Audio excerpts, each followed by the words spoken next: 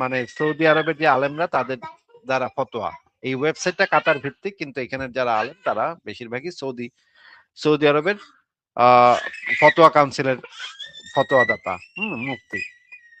এখন তারপরেও যদি আমরা তর্কের খাতিরে ধরেও নেই যে এটা উট পাখির ডিমের মতো, তাহলে আল্লাহ ভুল কইছে।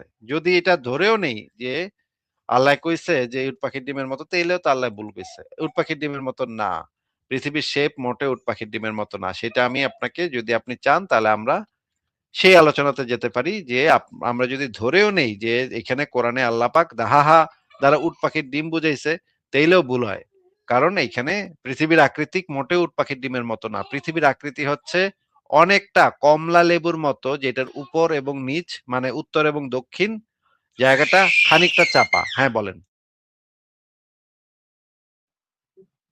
জি জি। তো এই যে উট পাখির ডিমের মতো ব্যাপারটা, এইটাই আমি মানে কোথাও পড়েছিলাম আর কি। তো এইটা 1400 বছর আগে মানে পৃথিবীর, আমরা তো দেখি মানে খালি চোখে, আমরা যদি কোনো আহ, তথ্য না নিয়ে যদি আমরা দেখি, তাহলে তো আমরা দেখি যে আসলে পৃথিবীটা সমতল। আমাকে শুনতে পাচ্ছেন? আমি তো ভাই বললাম এই অর্থটা আধুনিক আহ কারসাজি, জাকির নায়কের কারসাজি। পৃথিবীর কোনো প্রাচীন আলেম এই শব্দটা দ্বারা উট পাখির ডিম বোঝে নাই।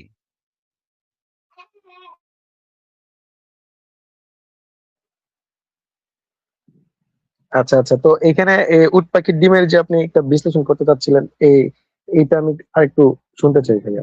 এই উট পাখির ডিমের এই অনুবাদটা, এটা জাকির নায়কের সংযোজন, জাকির নায়কের আবিষ্কার। সে এটা ঢুকাই দিছে।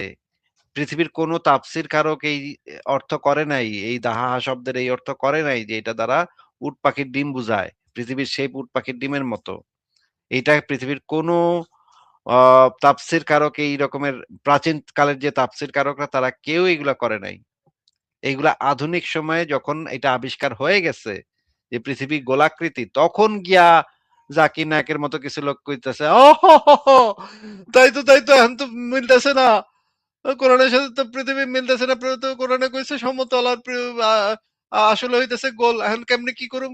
এখন টাইনা টুইনা শব্দ পাল্টাই দিই, শব্দের অর্থ চেঞ্জ করে ফেলাই। হ্যাঁ, এই দাহাহা শব্দটারে টাইনা টুইনা যদি উট পাখির ডিমের মতো বানায় ফেলান যায় ভাই রে ভাই, তাইলে কিন্তু মিলা দেওয়া যায়। হ্যাঁ, তখন তারা চালাকি চুলাকি কইরা, চোট চোট্টামি কইরা এই কাম করছে।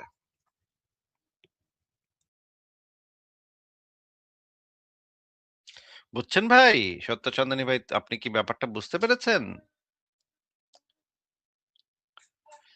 সত্যচন্দ্রনী ভাই, আপনি কি ব্যাপার